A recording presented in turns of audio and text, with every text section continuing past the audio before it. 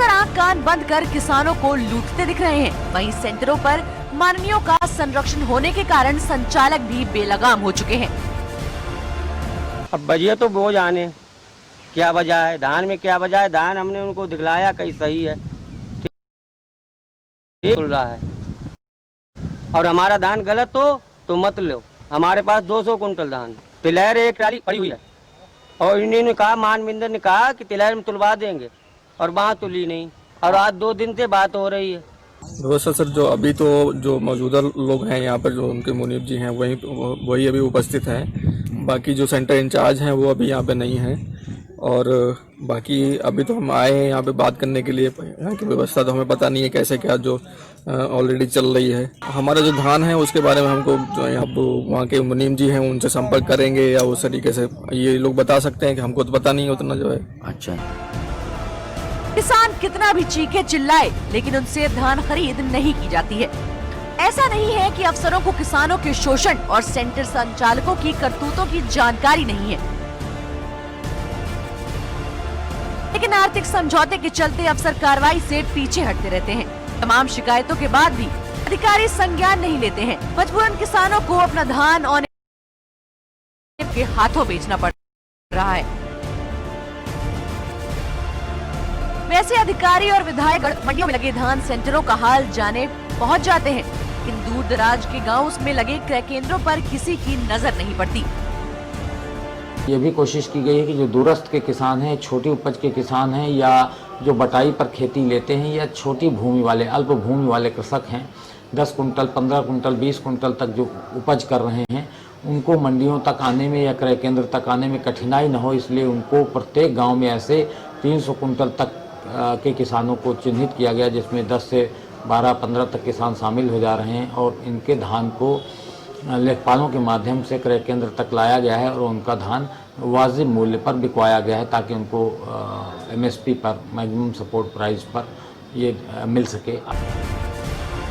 यही वजह है कि इन क्रय केंद्रों के सचिव अपनी मनमानी पर अड़े हुए हैं और किसानों का धान लेकर बिचौलियों का धान खरीद रहे हैं। बड़े बड़े दावे और वादे करने वाले माननीय भी किसानों के मामले में खामोश हैं। वहीं किसानों में इसको लेकर इनके प्रति आक्रोश बढ़ता जा रहा है। शाहजहांपुर से शादाब खान की रिपोर्ट, लाइव टुडे।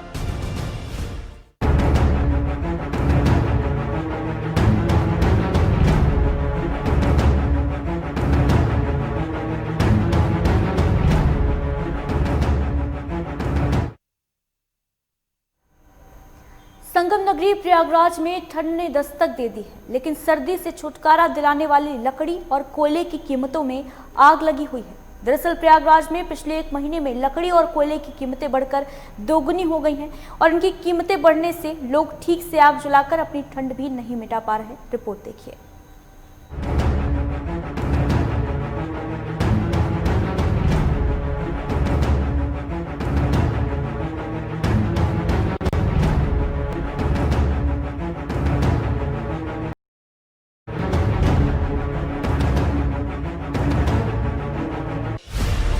प्याज और टमाटर की कीमतें प्रयागराज के लोगों को पहले से ही रुला रही थी, लेकिन हड्डियों को कपा देने वाली इस कड़कड़ाती ठंड में लकड़ी और कोयले की आसमान छूती कीमतों ने तो लोगों का जीना ही मुहाल कर दिया। 10 दिन पहले 20 रुपए किलो बिकने वाला कोयला 35 से 40 रुपए किलो बिक रहा है। पिछले 10 दिनों में लकड़ी की कीमत भी 6 से 7 रुपए किलो तक पहुँच गयी। मध्यम और गरीब तबके के जो लोग लकड़ी और कोयले की आग से ठंडक मिटाते थे, उनके दाम सुनते ही लोगों की जेबें ठंडी होती जा रही हैं। लिहाजा लोग ठंड की मार से यूं ही ठिठुरने को मजबूर हैं। लोगों का कहना है कि कोरोना काल में एक तो रोजमर्रा की चीजों में महंगाई की मार, ऊपर से ठंड की शुरुआत में ही कोयले और लकड़ी के दाम आसमान छू रहे हैं, जो अब उनके लिए एक मुसीबत से कम नहीं है। पिछली दिसंबर होने वाले में और पिछली बार रेट कम था, अब की जो है रेट ज्यादा है, ठंड भी बढ़ गई और रेट भी ज्यादा हो गया है। अभी ये रेट अभी बता रहे हैं कि अभी ये जो है और बढ़ेगी दिसंबर लास्ट या जनवरी के स्टार्टिंग में। और ये हो सकता है कि जो अभी 40 रुपए किलो अभी इन्होंने मुझे बताया, ये हो सकता है 70-80 रुपए किलो हो जाएगी। हम लोगों के लिए दिक्कतें बहुत बढ़ जाएंगी, होगी नहीं बढ़ जाएंगी। लोगों का कहना है कि पहली बार दिसंबर की शुरुआती दिनों में कोयले और लकड़ी के दामों में बढ़ोतरी देखी जा रही है। ठंड की वजह से बाजार में खपत बढ़ जाने से कुछ दुकानदारों ने दाम दोगुने करने के साथ ही इसके स्टॉक करना भी शुरू कर दिया है। दुकानदारों का मानना है कि अगले 3-4 दिनों बाद ठंड का कहर और बढ़ सकता है। ऐसे में इसकी डिमांड बढ़ेगी। दुकानदार भी मान रहे हैं कि पिछले साल के मुकाबले इस बार दामों में इजाफा देखने को मिल रहा है। रेट भी जो है कुछ बढ़ रहा है, कुछ काफी हद से बिक्री भी बढ़ गई है। ठंड आते आते देखिए कहां से कहां तक ये रेट पहुंचता है। कोयले की तो इस समय ठंड में बहुत ज्यादा डिमांड हो जाती है, लगन भी चल रही है और ठंड से भी जो है कोयले की डिमांड ज्यादा बढ़ गई है। लकड़ी भी वही लगन के हिसाब से डिमांड बढ़ गई है, उसकी भी लोग जलाने के लिए भी ले जाते हैं, शादी वगैरह में भी यूज होते हैं। लकड़ी और कोयले की कीमतों में आग लगने से सबसे ज्यादा दिक्कतें उन लोगों को हो रही हैं जो ज्यादा पैसा खर्च कर रूम हीटर नहीं लगा सकते। ऐसे में वो पूरे दिन आग जलाकर ठंड से मुकाबला करने के लिए सोच भी नहीं सकते।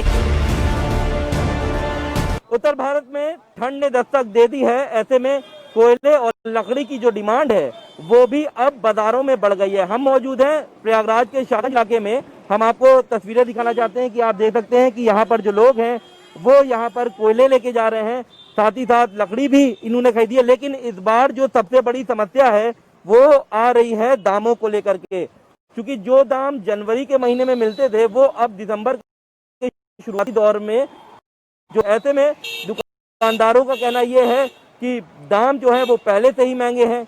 तो उधर खरीदार भी इस बात से चिंतित है कि अगर ऐसे ही दाम बढ़ते रहेंगे तो उनको काफी नुकसान होगा, क्योंकि जैसे जैसे सर्दी बढ़ेगी वैसे वैसे कोयले की जो खपत है, लकड़ी की जो खपत है वो लोग के लिए जरूरी हो जाएगी। तो ऐसे में अब इनके लिए ये एक सिरदर्द बना हुआ है जिस तरीके से दामों में इजाफा हो रहा है। वीडियो जर्नलिस्ट अंकित उपाध्याय के साथ सैयद अकील रजा, लाइव टुडे, प्रयागराज।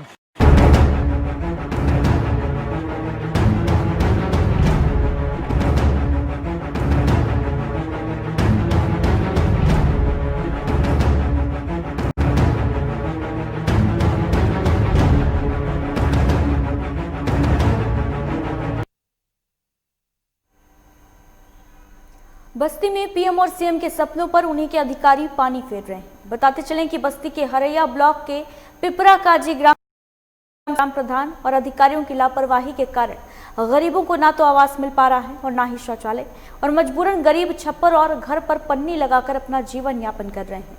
वहीं पीड़ित परिवारों ने यह आरोप लगाया कि ग्राम प्रधान सहित अधिकारियों को कई बार प्रार्थना पत्र दिए गए, लेकिन सब लोग पैसा मांगते हैं जिससे हम लोगों को आवास नहीं मिल पा रहा। फिलहाल इस मामले पर ना तो ग्राम पंचायत प्रधान कुछ बोलना चाह रहे हैं और ना ही खंड विकास अधिकारी, और ऐसे में प्रधानमंत्री मोदी और उत्तर प्रदेश के मुख्यमंत्री योगी का सपना कैसे पूरा होगा, ये बड़ा सवाल है। यहाँ पे पानी आता है, बच्चे भी दबा के मर जाए तो कहाँ पे जाए हमारे सब। अच्छा, इसकी सूचना मतलब प्रधान से और अधिकारियों की प्रधान नहीं दिए थे। क्या बोलते हैं? बोलते हैं आएगा तो देंगे। पैसा वैसा भी मांगते हैं? पैसा के लालच में नहीं दे रहे हैं। सर इसमें लगे पानी बसता है, रहने का जगह नहीं है और उसके बाद कहीं गुंजाइश है नहीं।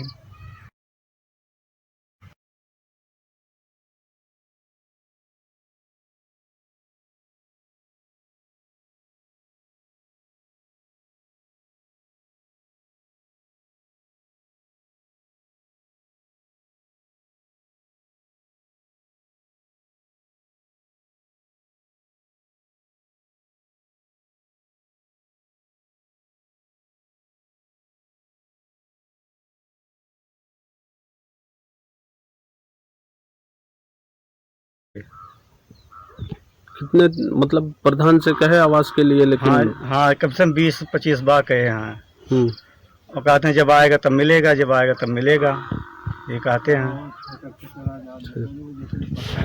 और जिसको पक्का है उसको मिल जाता है। मोदी और योगी के सपनों पर उन्हीं के अधिकारी पानी फेर रहे हैं। अधिकारियों की लापरवाही से जहां मोदी और योगी का सपना है कि हर गरीब परिवार मिले, लेकिन अधिकारियों की लापरवाही की वजह से उनको न तो शौचालय मिल पा रहा है न आवास। हम बस्ती जिले के हरैया ब्लॉक के पिपरा काजी गांव में ले चल रहे हैं, जहां मजबूरन गरीब जनता छप्परों में रहने के लिए मजबूर है। कहीं न कहीं मोदी और योगी का दावा फेल नजर होता आ रहा है। अमृतलाल, लाइव टुडे न्यूज, बस्ती।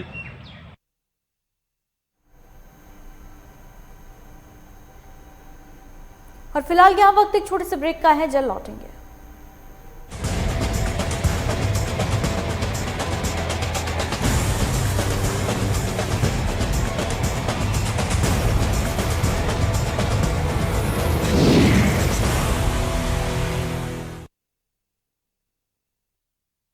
घुटना, कंधा या कमर, चाहे जैसा हो दर्द, डॉक्टर दर्द से पूरी आजादी, एक भरपूर जिंदगी।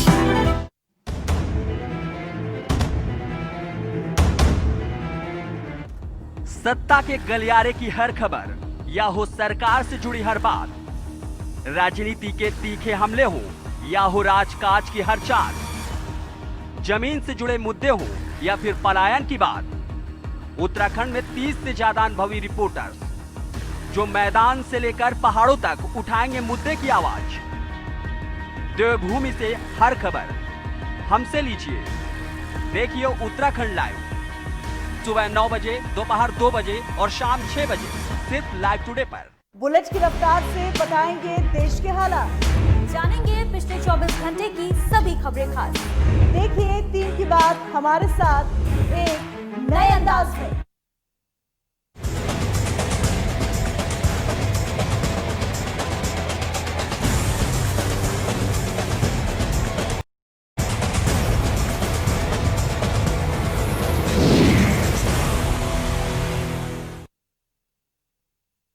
ब्रेक के बाद स्वागत है आपका। एक तरफ केंद्र और प्रदेश की सरकार विकास के नाम पर करोड़ों रुपए खर्च कर रही है, जिससे लोगों को किसी तरह की दिक्कत ना हो। वहीं दूसरी ओर जिम्मेदार अधिकारी अपनी जिम्मेदारियों को निभाते हुए नजर नहीं आ रहे हैं।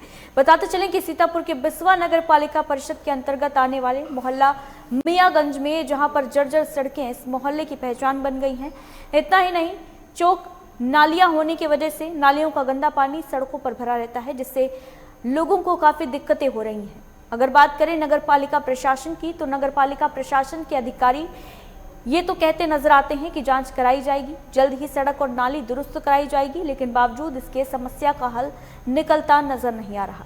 वहीं नागरिकों का कहना है कि अगर नगर पालिका परिषद ने इस और ध्यान नहीं दिया तो हम लोग एक बड़ा आंदोलन करने के लिए बाध्य होंगे, जिसकी जिम्मेदारी जिला प्रशासन की होगी। लगभग 15 साल पहले रोड का निर्माण हुआ था। माननीय सांसद जो आज मौजूदा सांसद हैं उनकी नीति से, उसके बाद इस रोड पे कोई काम नहीं हुआ। अभी थोड़े दिन पहले नगर पालिका ने एक नोटिस लगाई थी हर मकानों के ऊपर कि जो अतिक्रमण नाले के ऊपर है उस अतिक्रमण को आप लोग हटा लीजिए। लोगों को एक उम्मीद की किरण जागी थी कि शायद इस अतिक्रमण हटने के बाद नाले का निर्माण हो जाए और नाले की जो है मरम्मत हो जाए, लेकिन अतिक्रमण को लोगों ने हटा लिया। जगह जगह के ऊपर आप देखेंगे टूटे हुए छज्जे हैं, जिनकी सरियाएं निकली हुई हैं। उन लोगों ने अपनी छज्जों को तोड़ दिया, लेकिन नगर पालिका ने उसके ऊपर कोई काम नहीं किया।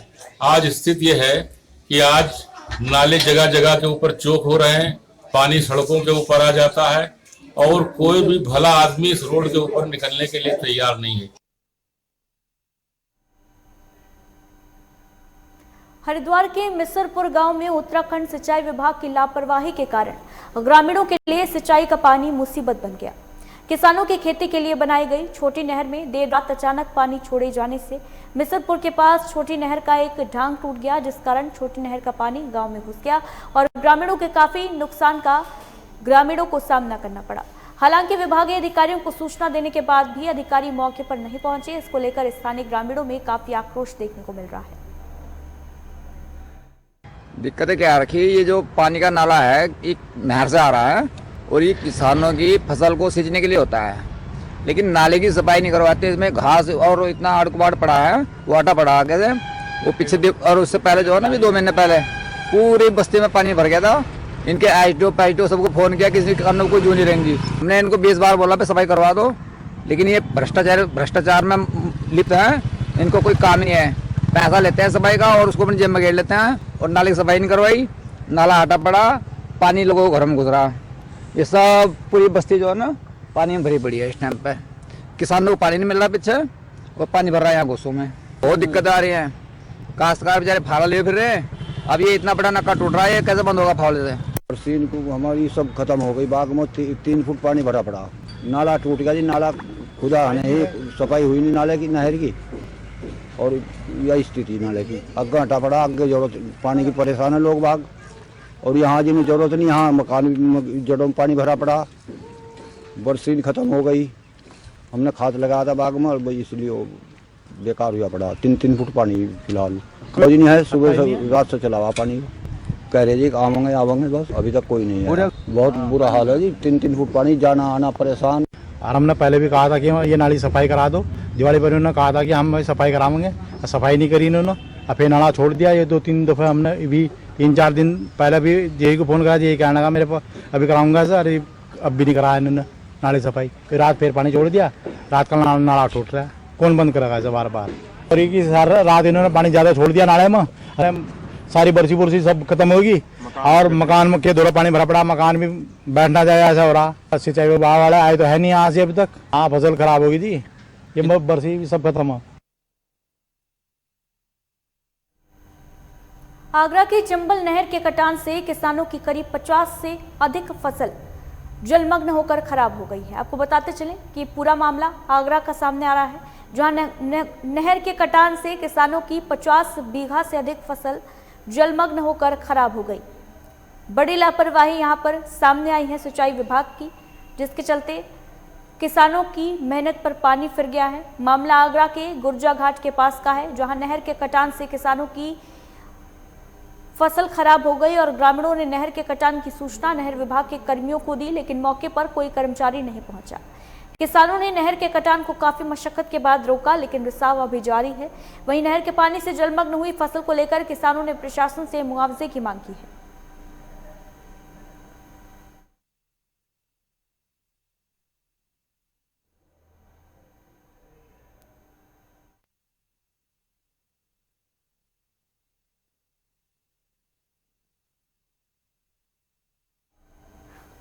तो तस्वीरें आपको दिखा रहे हैं जहां सिंचाई विभाग की बड़ी लापरवाही सामने आ रही है, जिसके कारण किसानों की कई बीघा फसल खराब हो चुकी है और अब किसान प्रशासन से मुआवजे की मांग कर रहे हैं।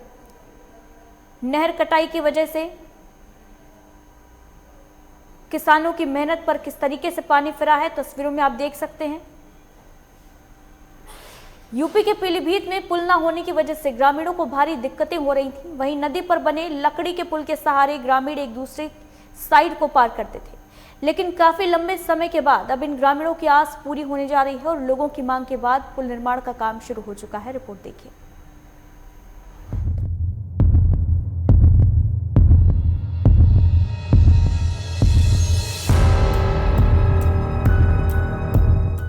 नदी के ऊपर पुल बनने की प्रतीक्षा क्षेत्रवासी लंबे समय से कर रहे थे। क्षेत्रवासियों ने इस मामले की फरियाद कई बार विधान परिषद सदस्य रामशरण वर्मा और लोकसभा सदस्य वरुण गांधी से भी की थी। दोनों नेताओं ने इस मामले को गंभीरता से लेते हुए प्रदेश सरकार से देवा नदी के ऊपर पुल बनाने की मांग की थी, जिसके बाद प्रदेश सरकार ने नदी पर पुल निर्माण के लिए स्वीकृत कर दिए है।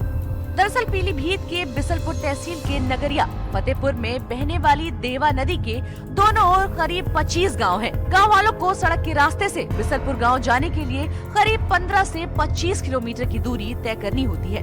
इसलिए ग्रामीणों ने देवा नदी के ऊपर एक लकड़ी के पुल का निर्माण किया है। तेजी से भागती जिंदगी में लंबे घुमावदार रास्ते से बचने के लिए ग्रामीणों ने इस पुल से जान जोखिम में डालकर आवागमन करना शुरू कर दिया। अब ये सिलसिला करीब 12 सालों से चलता आ रहा है। यहाँ पर हर साल लकड़ी का पुल बनता है और बरसात में वो नदी में समा जाता है, तब भी ये सिलसिला थमता नहीं है।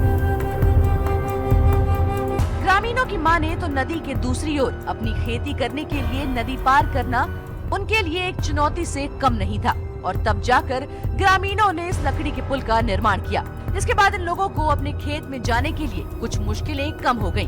कुछ ही महीनों में आसपास के कई ग्रामीण भी इस पुल से आने जाने लगे। दूरी को कम करने के लिए देखते ही देखते लोग बाइक से भी इस पुल के सहारे निकलने लगे। हालांकि कम पानी में लकड़ी के पुल के सहारे तो नदी का जल स्तर बढ़ने पर नाव के सहारे बस ऐसे ही दर्जन भर से ज्यादा गाँवों के लोगों को नैया लकड़ी के पुल के सहारे पार हो रही है। इस समस्या से निजात दिलाने को लेकर कई बार ग्रामीणों ने अपने द्वारा चुने गए नुमाइंदों से निवेदन किया और लकड़ी के पुल की जगह पक्का पुल बनाए जाने की मांग की। मांग के बाद से दर्जनों ग्रामवासियों का सपना अब साकार होने जा रहा है। बिसलपुर तहसील क्षेत्र के ग्राम नगरिया फतेहपुर के निकट देवा नदी के ऊपर पुल बनने की प्रतीक्षा आसपास के करीब 30 गांव लंबे समय से कर रहे थे। कई गांवों के लोगों ने इस मामले की फरियाद कई बार क्षेत्रीय विधायक रामशरण वर्मा और सांसद वरुण गांधी से भी की। दोनों नेताओं ने इस मामले को गंभीरता से लेते हुए प्रदेश सरकार से देवा नदी के ऊपर पुल बनवाने की मांग की थी। प्रदेश सरकार ने मांग को गंभीरता से लेते हुए नदी पर पुल बनाने के लिए 14,16,30,000 रुपए स्वीकृत कर दिए, जिसके बाद अब काफी तेजी से पुल का निर्माण कार्य चालू है। कुछ ही महीनों में इस पुल का काम शुरू कर दिया जाएगा।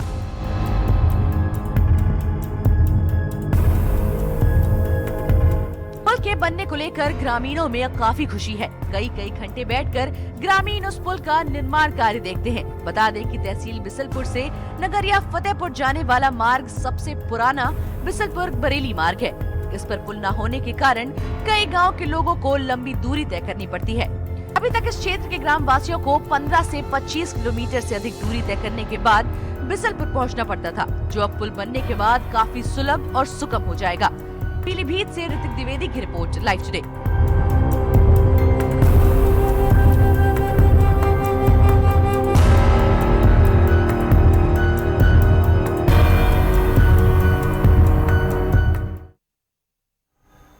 बिलासपुर में धान खरीदी की शुरुआत हो चुकी है, लेकिन खरीद केंद्रों पर अव्यवस्था नजर आ रही है। बारदाना संकट का सीधा असर किसानों पर पड़ने लगा है, लेकिन फटे पुराने बोरे के कारण किसान परेशान हैं। हालत यह है कि धान के तौल के समय ही कई बार बोरे फट रहे हैं, जिसकी वजह से मजदूर और किसान दोनों को काफ़ी दिक्कतें हो रही हैं और धान का भी काफ़ी नुकसान हो रहा है। किसान अशोक कुमार का कहना है कि फटे बोरे के चलते परेशानी हो रही है। कई बार तौल करना पड़ रहा है और फटे बोरे को सिलाने के बाद यही स्थिति है। धान खरीदी केंद्र के प्रबंधक शीतल कश्यप का कहना है कि नए बोरे मात्र 2,500 में मिलते हैं। जो पुराने बोरे आए हैं उनमें फटे बोरे अधिक हैं।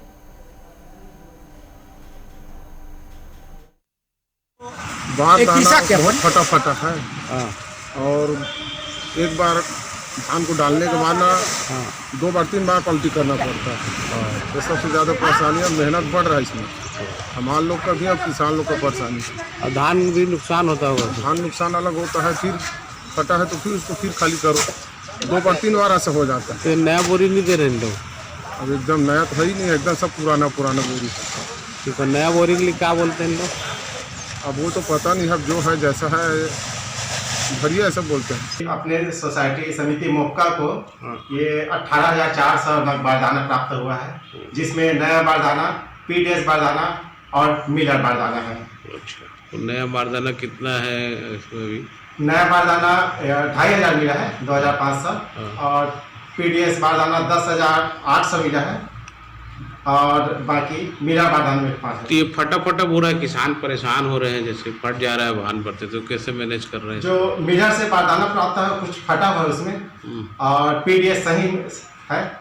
मिलर का जो बारदाना है वो फटा हुआ है, तो वैसे ही चलाना पड़ेगा इसको? नहीं, उसका मरम्मत करना पड़ेगा उसको।